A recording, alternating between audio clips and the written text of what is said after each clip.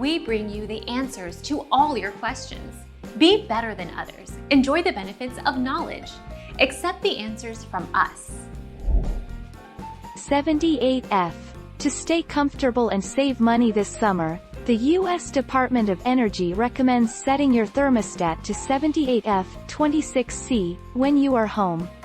Setting your air conditioner to this level will allow you to stay cool and avoid an unusually high electricity bill.